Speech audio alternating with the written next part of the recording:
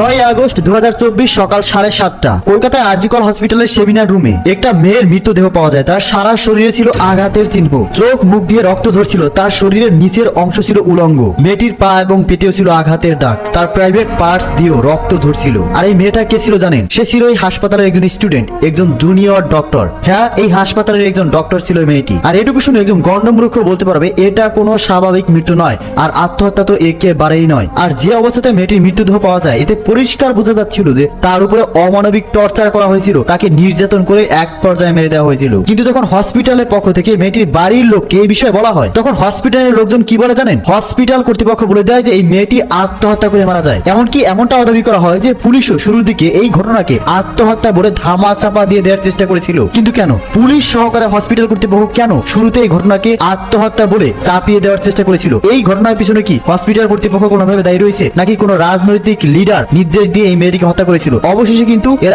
আসল রহস্য উদ্ঘাটন হয়েছে। কে এই মেয়েটিকে হত্যা করেছিল, কতজন মানুষ মিলে রেপ করা হয়েছিল, এর সমস্ত কারণ এই ভিডিওতে প্রমাণ সহ জানাবো। সবকিছু জানতে ভিডিওটি মনোযোগ সহকারে শেষ পর্যন্ত দেখতে থাকুন, এক সেকেন্ডও মিস করবেন না। আর চ্যানেলের প্রথম চ্যানেলটিকে সাবস্ক্রাইব করে বেল আইকনটি অন করে রাখুন। চলুন শুরু করা যাক। 9 আগস্টের গভীর রাত, যখন কলকাতাবাসী গভীর ঘুমে মগ্ন, তখন আমাদেরই এক বোন, এক দিদি নিজের জীবন বাঁচাতে লড়াই করছিল, নিজের সম্মান বাঁচাতে লড়াই করছিলেন। তিনি প্রতিদিনই লড়াই করেন, তবে সেটা রোগীর জীবন বাঁচাতে। কিন্তু 9 আগস্টের লড়াইটা ছিল তার নিজের। তিনি অপ্রাণ চেষ্টা করেছিল নিজের সম্মান বাঁচাতে, নিজের প্রাণ বাঁচাতে, কিন্তু পারেনি। হিংস্র জন্তুর শিকার হয়েছিল সে। তো চলুন আজ এক খেরে যাওয়া নারীর কথা বলি, যে চোখে স্বপ্ন দেখেছিল মানুষের সেবা করার। কলকাতার নামকরা হসপিটাল আরজিকর, যেখানে 31 বছর বয়সী পোস্ট গ্রাজুয়েট স্টুডেন্ট এবং জুনিয়র ডাক্তার অভয়া। এখানে আমি তার আসল নাম বলছি না, কারণ সে একটি রেপিস্ট মেয়ে যাকে রেপ করা হয়েছিল। তো বৃহস্পতিবার তার 37 ঘন্টা ডিউটির পর রাত 12টায় অভয়া আরজিকর হসপিটালের চেস্ট ডিপার্টমেন্টে সেমিনার রুমে যান। এখানে তার সাথে তার বন্ধুরা ছিলেন, যেখানে হসপিটালে সেদিন নাইট ডিউটি ছিল। রাতে অনলাইনে খাবার অর্ডার করে তারা খাওয়া দাওয়া করে, আর এরপর বেশ কিছুক্ষণ তারা আড্ডা দেয়। অলিম্পিকে নীরজ চোপড়া খেলাও তারা দেখেন।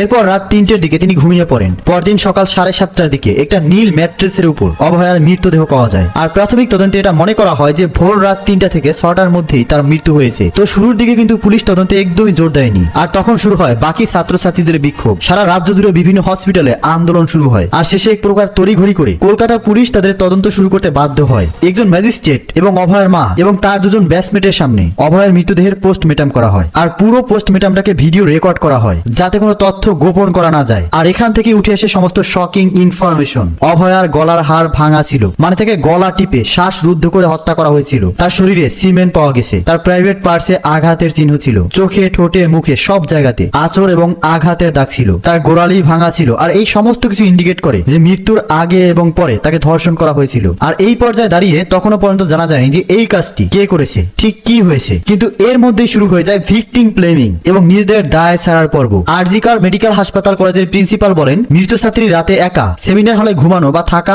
উচিত হয়নি। মানে এক প্রকার বলতে চেয়েছিল যে অভয়া যে মারা গেছে এটা তার দোষ। সে গিয়েছিল বলেই তাকে ধর্ষণ করা হয়েছে, তাকে মারা হয়েছে। এখানে খুনিদের কোনো দোষ নেই। আর আপনাদের বলে দেই, ঠিক এই কারণেই দেশ জুড়ে ঘটে যাওয়া হাজার হাজার ধর্ষণ এবং হত্যাকাণ্ডের কোনো রিপোর্ট হয় না, কারণ ভিকটিমরা ভয় পায় যে শেষে হয়তো তাকেই দোষ দেওয়া হবে আর বলা হবে এটা তো তোর জন্যই হয়েছে। আর এই সন্দীপ ঘোষ মানে কলেজের প্রিন্সিপালকে এর আগেও দুবার দুর্নীতির জন্য আরজিকর হসপিটাল থেকে অন্য হসপিটালে ট্রান্সফার করা হয়েছিল। এমনকি গত বছর র্যাগিং এর ঘটনার সাথেও ইনার যুক্ত থাকার প্রমাণ উঠেছিল। হাসপাতালের ফান্ডে গরমিল, ক্যান্সারের গুরুত্বপূর্ণ ওষুধের রিসার্চ আটকে রাখা, এরকম আরো বহু ঘটনা রয়েছে। তবে তার বিরুদ্ধে যখনই কোনো স্টুডেন্ট কথা বলে তিনি তাকে পরীক্ষায় ফেল করিয়ে দেন বা সিনিয়রদেরকে দিয়ে সেই স্টুডেন্টদের উপরে চাপ সৃষ্টি করেন। না, এটা আমি নিজের মন গড়া কথা বলছি না। এই সমস্ত কিছু ভারতীয় গণমাধ্যমে পাবলিশ হয়েছে এবং সেই লিংক আপনি ডেসক্রিপশন বক্সে পেয়ে যাবেন। তো এবার শুরু হয় তদন্তের নেক্সট স্টেপ। প্রশ্ন উঠে যে অভয়া সেদিন কেন ওই সেমিনার রুমে গিয়েছিল। আর তদন্তে বেরিয়ে আসে শুধুমাত্র সেদিন নয়, নাইট ডিউটিতে থাকা বেশিরভাগ জুনিয়র ডাক্তাররাই ওই রুমে যেতেন বিশ্রাম নিতে। কারণ যে ডাক্তাররা দিন রাত রোগীদের সেবায় ব্যস্ত থাকে তাদের বিশ্রামের জন্য, রেস্টের জন্য এত বড় হসপিটালে কোনো আলাদা রুম নেই। সেমিনার রুমে এসি আছে, তাই এখানেই তারা রেস্ট নেয়। আর এবার শুরু হয় খুনিকে খোঁজার পালা। সেমিনার রুমে কোনো রকম সিসিটিভি ক্যামেরা ছিল না, ক্যামেরা ছিল বাইরের করিডোরে। আর সেই সিসিটিভি ফুটেজে রাত 3টা থেকে 6টার মধ্যে মোট 4 জনকে দেখা গেছে। এই 4 জনকে জেরা করা হয়। 3 জন জানায় যে তারা রোগীর পরিবারের লোক, আর তাদের যুক্তি হিসেবে তাদের উপরে কোনো সন্দেহ ছিল না। কিন্তু একজন, তার কাছে কোনো প্রশ্নের সঠিক উত্তর ছিল না। তার নাম হলো সঞ্জয় রায়। ভোর 4টের দিকে সেমিনার রুমে সে ঢুকে আর 4:45 সেমিনার রুম থেকে বেরিয়ে আসে। সে যখন ভিতরে ঢুকেছিল তার গলায় একটা ব্লুটুথ হেডফোন ছিল, কিন্তু সে যখন বেরিয়ে আসে তখন তার কাছে সেই হেডফোনটা ছিল না। আর সেই হেডফোনটা পাওয়া গেছে অভয়ার মৃতদেহ যেখানে পড়েছিল তার ঠিক পাশেই। আর এখান থেকেই পুলিশ কনফার্ম হয় যে সঞ্জয় রায় হলো সেই ব্যক্তি যে এই ধর্ষণ এবং খুন করেছে। কিন্তু প্রশ্ন হলো এই সঞ্জয় রায় কে? এই সঞ্জয় রায় হলো কলকাতা পুলিশের একজন সিভিল ভলান্টিয়ার। 2019 সালে সিভিল ভলান্টিয়ারে তিনি চাকরি পান। এবার আপনার মনে একটা প্রশ্ন জাগবে যে সিভিল ভলেন্টিয়ারের কাজ তো ট্রাফিক সামলানো আর পুলিশের কাজে টুকটাক হেল্প করা, তাহলে সে অত রাতে আরজি কর হসপিটালে কি করছিল, সে ঢুকলোই বা কি করে? তো 2019 সালে সঞ্জয় রায়ের চাকরি হয় কলকাতা পুলিশের ডিজাস্টার ম্যানেজমেন্টে, কিন্তু সেখানে জয়েন করলেও একদিনও তিনি সেখানে ডিউটি করেননি। উল্টো নেতা মন্ত্রী বলুন বা পুলিশের উপরের মহলের ক্ষমতায় সে ট্রান্সফার নেয় ওয়েলফেয়ার ডিপার্টমেন্টে। আর এখান থেকে আরজি কর হসপিটালে মাঝে মাঝে তার আসা যাওয়া ছিল, বিভিন্ন রোগীকে সে অ্যাডমিট করাতো, আর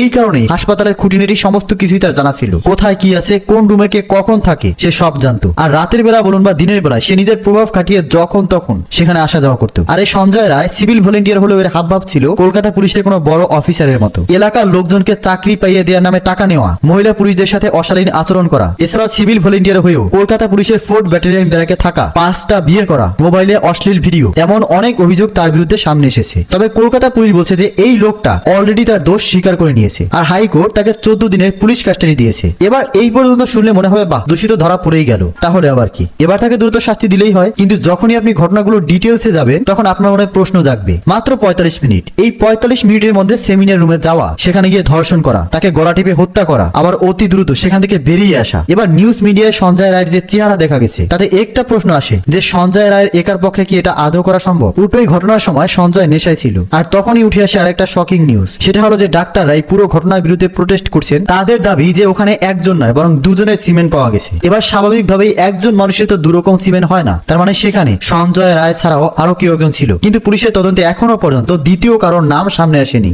এমনকি পুলিশের তদন্ত নিয়েও কিন্তু বেশ কিছু প্রশ্ন উঠেছে যে কেন শুরুতে এটাকে আত্মহত্যার ঘটনা বলে চালিয়ে দেওয়া হয়েছিল, কেন এই হেডফোনের টুকরোটা খুঁজতে এত সময় লাগলো, এত নামী কলেজের একজন প্রিন্সিপাল হয়ে কেন এরকম মন্তব্য করতে পারলেন, কলেজের রেপুটেশন খারাপ হওয়ার ভয় কি শুরুতে এই বিষয়টাকে ধামাচাপা দেওয়ার চেষ্টা করা হয়েছিল? সঞ্জয় রায় যেরকম দ্রুত, মানে আপাতত তার বিষয়ে যেরকম জানা গেছে, তাতে কি সে এত তাড়াতাড়ি পুলিশের জালে ধরা পড়ার লোক? সে তো পালিয়ে যেতে পারতো। আর হ্যাঁ, এই যে পুলিশের জাল, নিউজ মিডিয়ায় বারবার যে কথাটি বলা হয়েছে যে পুলিশের জালে ধরা পড়লো সঞ্জয় রায়। সঞ্জয় রায় যে অপরাধ করছে সেটা কি পুলিশ আগে থেকে জানতো না? সে একজন সিভিল ভলেন্টিয়ার হয়ে 4th ব্যাটালিয়ন ব্যারাকে থাকতো, সেটা কি পুলিশ জানতো না? সে অন্যান্য মহিলা সিভিল ভলেন্টিয়ার এবং পুলিশদের উত্তপ্ত করতো, সেটা কি পুলিশ জানতো না? সে যে মদ্যপান করে রোজ হসপিটালে ঢুকতো, সেটাও কি পুলিশ জানতো না? পুলিশ বাদ দিন, ওই হসপিটালের জুনিয়র ডাক্তাররা কি সেটা টের পায়নি? টের পেলে অবশ্যই তারা কমপ্লেন করেছে, কিন্তু তারপরেও সেই লোকটার অবাধ যাতায়াত ছিল। কিন্তু কেন? এই প্রশ্ন কিন্তু থেকেই যায়। এবার নেক্সট যে প্রশ্নটা উঠে যে একজন সিভিল ভলেন্টিয়ারের এত স্পর্ধা হয় কি করে? আপনি ভাবলে আশ্চর্য হবেন, যেদিন সকালে অভয়ের মৃতদেহ পাওয়া গেছে সেদিনই পূর্ব বর্ধমানের স্টেট জেনারেল হাসপাতালে একজন সিভিল ভলেন্টিয়ার একজন মহিলা ডাক্তারকে হুমকি দিয়ে এটা বলেন যে আরজি কর করে দেব। ভাবতে পারছেন যে কত বড় সাহস? আর এই সাহস তারা কিভাবে পায়? নেতা মন্ত্রী এবং দাদাদের হাত ধরে মাত্র 2 সপ্তাহের ট্রেনিং দিয়ে এই সিভিল ভলেন্টিয়াররা চাকরি পেয়ে যায়। নাম সিভিল ভলেন্টিয়ার হলেও সিভিক সেন্সের যে অভাব রয়েছে সেটা কিন্তু শুরু থেকেই নজরে পড়ে। না, এখানে আমি সবার দোষ দিচ্ছি না, কিন্তু বারবার এই সিভিল ভলেন্টিয়ারদের উদ্ধন্তপূর্ণ আচরণ সামনে এসেছে। গত বছর 21 এপ্রিল বীরভূমের লাগপুরে দুজন সিভিক ভলেন্টিয়ার একজন মহিলাকে ধর্ষণের হুমকি দিয়েছিল। এই বছরই 15 জুলাই বাগদায় একজন মহিলাকে ধর্ষণের হুমকি দিয়েছিল আর একজন সিভিক ভলেন্টিয়ার। আনিস খান হত্যার সাথে ওই সিভিক ভলেন্টিয়ারদের নাম উঠে আসে। এগুলো কিন্তু আমি জাস্ট কয়েকটা ঘটনার কথা বললাম, মানে এক কথায় তোলাবাজি থেকে শুরু করে খুন, ধর্ষণ, মাস্তানি সব জায়গাতেই কিন্তু এই সিভিক ভলেন্টিয়ারদের নাম পাওয়া যায়। আর এই কারণেই প্রশ্ন তুলেছিলেন জাস্টিস মান শিকর রামথা যে সিভিক ভলেন্টিয়াররা কনসেস্টুয়াল বলে, তাদের কি কোনো রেসপন্সিবিলিটি নেই? অভয়ের মৃত্যু আমাদের হেলথ কেয়ার সিস্টেমের উপর একটা বড় প্রশ্ন তুলে দেয় যে ডাক্তাররা দিনরাত পরিশ্রম করে আমাদের সেবা দিচ্ছে, তাদের বিষয়ে সরকার কতটা উদাসীন। আজ সরকার বলছে যে তারা রেস্ট রুম বানিয়ে দেবে, কিন্তু যদি এই ঘটনা না ঘটতো তাহলে কি হতো? কেন আমরা সবসময় দুর্ঘটনা হওয়ার জন্য অপেক্ষা করি? কেন আমরা আগে থেকেই কোনো প্রস্তুতি নেই না? হাসপাতালের সিকিউরিটি কেন এত দুর্বল? কেউ ভেতরে আসছে যাচ্ছে, কখনো ধর্ষণ করে যাচ্ছে, খুন করে চলে যাচ্ছে, কেউ জানতে পারছে না। এত উদাসীন মনোভাব কেন? এবার রাজ্যের মুখ্যমন্ত্রী থেকে শুরু করে বিরোধী দলের নেতারা প্রায় সবাই বলেছেন যে দরকার হয় সিবিআই তদন্ত করা হবে। পুলিশও বলেছে যে যদি তাদের কাজে অভয়া পরিবার সন্তুষ্ট না হয় তাহলে তারা সিবিআই তদন্তের জন্য যেতে পারে। তবে মেয়েটার যে পরিবার আছে তারা বলেছেন যে পুলিশের উপরে তাদের আপাতত ভরসা আছে, আর পুলিশও জানিয়েছে যে তারা যত সম্ভব ট্রান্সপারেন্সি রাখার চেষ্টা করবে। আমার একটি মাত্র মেয়ে, অনেক কষ্ট করে তাকে ডাক্তার করেছিলাম, লোকের সেবা করতে শেষে নিজেই খুন হয়েছে। অভয়ের মায়ের এই কথাটা যে কতটা কষ্টের, কতটা ব্যথার এই খুনিরা কোনোদিন বুঝবে না। তাই আমাদের উচিত এই খুনিদের এমন শাস্তি দেওয়া যাতে কোনোদিন তারা এই ধরনের কাজের চিন্তা মাথায় আনতে ভয় পায়। আর পুলিশের এমন উদাসীন মনোভাব, ধামা চাপা দেওয়ার মনোভাব, এটা বন্ধ করার দাবি করতে হবে। নইলে ভাবুন আজ এমন কত ঘটনা রয়েছে যেগুলোকে তারা আত্মহত্যা বলে চাপিয়ে নেয়, যেগুলোর খোঁজও আমরা পাই না। পুলিশের উপর মানুষের আস্থা রাখা দরকার, কিন্তু পুলিশেরও দরকার দুর্নীতি থেকে বেরিয়ে এসে সঠিক বিচার ব্যবস্থা ফিরিয়ে আনা। এছাড়াও আপনার কি মনে হয় এই ঘটনা শুনে অভয়ের মৃত্যুর সাথে কি শুধুমাত্র সঞ্জয় রায় জড়িত, নাকি এই পুরো ঘটনার সাথে পুলিশ ডিপার্টমেন্টের কোনো লোকজন জড়িত এবং পুলিশ এই ঘটনা চাপা দেওয়ার পিছনে অন্য কোনো রাঘব বোয়ালদের হাত থাকতে পারে? এই ঘটনার আরো বিস্তারিত ডিটেলসে জানতে আমাদের পরবর্তী আপডেটগুলো সবার আগে দেখতে হবে এবং সেজন্য চ্যানেলটিকে সাবস্ক্রাইব করে বেল আইকনটিকে অন করে রাখুন। কমেন্টসে আপনার মতামত লিখে জানান। ধন্যবাদ।